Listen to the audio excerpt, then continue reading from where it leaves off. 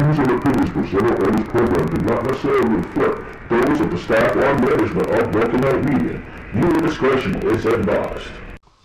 Good afternoon, ladies and gentlemen. Welcome to another episode of the Contrarian Corner with your boy Big Norman Colson, co-creator of the Three Queens Guys podcast on YouTube. Please subscribe to us at Prometheus Returns at youtube.com. And please support us over at PayPal. You can support us at paypal.me/Norman Colson, or join us on Patreon. We just started establishing a Patreon at patreon.com/Three Queens Guys. Now, let's get this out of the way. So let's begin. First thing we're going to do is talk about today is the Arab slave trade. Yes, I know that there was slavery in Libya. I knew for years that there was slavery in Libya. The only problem is that Gaddafi was a stabilizing force to keep the slave trade out. The Arab slave trade and African slave trade never really ended after the white coastal mid-Atlantic slave trade was established or even abolished back in the day. So after all the slavery that happened here in America, that America and others have turned a blind eye over in Africa and the Arab slave trade over there, where it still goes on. A lot of the mercenaries, a lot of Arab dealers still traffic in human trafficking and slavery. It's been going on for years and years and years, and nobody's really paid attention to it until that CNN expose on the Libya slave trade. It's sad, because the way I see it, when slavery was abolished in America, that should have been America's chance to say, listen, there's still slavery in other countries and other places around the world. But they just call it human trafficking. They don't even call it slavery no more, which is sad. The best thing we could do, as far as fighting back, as far as, finding out how this slave trade even works, is basically shining a light on who's responsible and who's behind it. We can't just let these people continue this slave trade and continue this disgusting and abject thing is slavery. It's 2017. It's about to be 2018. I'm already doing this in December. It's fucking disgusting. Why are we allowing this on planet Earth at all? And the people that get paid behind it, they should be fucking castrated, mutilated, and beheaded off the bat. If that was my kinfolk, I would go over there and slaughter every one of the people that was behind it. I'd be like, listen, hey, you hurt us, you put us in jail, you fucking starve us, you make us slaves. I'm not gonna allow this to happen at all. I'm not gonna allow it to happen at all. So the best thing we could do is hopefully we could find out whoever is these guys behind it and just basically put them in a box. Basically, just find them, kill them, put them in a box. I don't have time for diplomacy. I don't even think diplomacy works in the form of, abolishing slavery. Most of the Confederates that fought for slavery should have been killed off the bat, because they was traitors to the nation. They were slave traders, and most of them don't even deserve to live, which is facts. They basically condoned and been slaves and slave masters and holders and funneling the illegal, very, very morally illegal and illegal practice of slavery. People could say, oh, well, slavery wasn't that bad. No. It was bad. It was bad altogether. And the fact that the founding fathers were slavers, it just blows my mind, because it's like, oh, I wasn't part of slavery, but you know what? You profited off of slavery. Most of the companies that make loans that were established way back in the day that transform into major conglomerates they are now have actually built their wealth off the backs of slaves. It doesn't matter. It doesn't matter if you was responsible or you wasn't responsible. It doesn't matter, because you still enjoy the fruits of their labor, the fruits of my forebearers' labor, and there's no compensation for it, because it's like nobody says, oh, we're going to pay all the descendants of slavery, they're just reparations for it. it's more than just reparations. Each of them deserves a bullet. If I could go back in time, if I could go back in time and kill every slave master that ever was, precluding saving my own bloodline, I would do it. With a smile on my face, I would do it. Because there is no reason to condone slavery in 2017. We gotta just fucking stamp this shit out, no matter what. The UN should have been on these Arabs over there that's profiting off of this, and should have been like, listen, you stop it or we kill you. There's no negotiating. There's no fucking sense of diplomacy. There's no we're gonna abolish this. You get caught when you're done, and you get done. You get down, you lay down. Either way, that's how it's supposed to be. It's bullshit that they just allowing this, turning a blind eye to it because the slaves are black and they're African and people don't care. It's sad. It's fucking sad.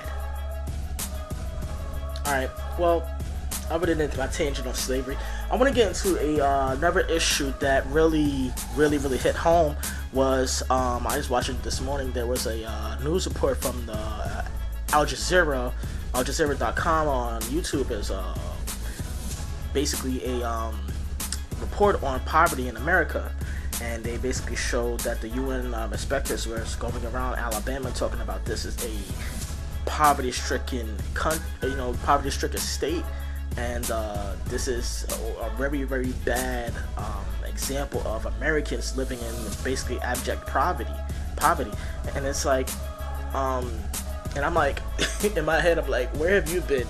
There have been, most states in America are like this, where there are people who don't have proper sanitation. There are people who are still poisoned over in Detroit, Flint, Michigan.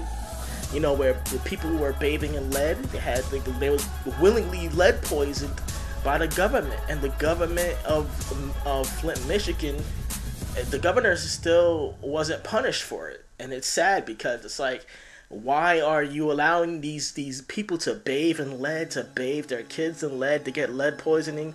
They're getting, basically they're getting killed off by the lead in the water. When the government of Flint, Michigan switched the water pipes over to that corroded lake that GM used when they poured all the solvents and the leads and the chemicals in that lake, and they basically just, it was a death warrant. It was basically a death warrant. The governor of Flint, Michigan, the people that was with him, knew that switching the pipes over into that area would poison the people of Flint, Michigan. They knew. You can't argue that they didn't know. They knew that river was contaminated, and they still went through it. Thinking that nobody would notice, but come on, people would notice. The government is inherently corrupt. It's just sad because they were saying how most of the people in Alabama, in the report, that they were saying that they're dealing with hookworms, and the raw sewage is backing up into their pipes because they don't have clean sanitation. They don't have filters. They don't even have a sewage system. Most of them are living in mobile homes with barely any sewage systems. When it rains and it floods, the water backs up, so basically they're getting contaminated by the disposable waste that comes out of these houses. And it's sad because it's like, this is supposed to, Al Jazeera was saying this is America is supposed to be a first world country. But I can tell you from firsthand experience that poverty is basically a way of, it's an American thing. It's not over in Africa, over in Asia, they have stagnant higher levels of poverty. No, there are states in America that have no sanitation, no sewage, no water. They're just basically starving kids. Look at Detroit. Detroit is horrible now. The wealth just left Detroit. Detroit is like a fucking third world country. It's like a fucking war zone hellhole. You could go there and be like, this is America? Yeah, it's America. Even in New York City, we have a homeless problem. We have a serious homeless problem, and it's not getting handled by Mayor de Blasio and his bullshit. I don't know why. He's more concerned with the MTA and the budgets, but yet they cannot find a way to fix the homeless problem in America, or to fix the homeless problem in New York City off the bat, which is sad because it's like they have billions and billions for these projects, and yet homeless shelters or just job programs, they don't even have them. It's like, what are we doing paying you all these taxes first if you're not going to help the people? Why are we even doing this? Why are you even mayor of New York if you're not going to address the problems that plague your city? These are the problems that plague your city. You need to address them. You're the mayor. You're the leader. We're supposed to depend on you first. You're supposed to set an example, so that way people will be like, you know what? I'm going to help out because he makes a great point and we need to fix our problems. But you don't do that. Even when the cops are killing people, you don't say anything because you don't want to upset the police unions. Fuck Patrick Lynch, okay? Fuck him.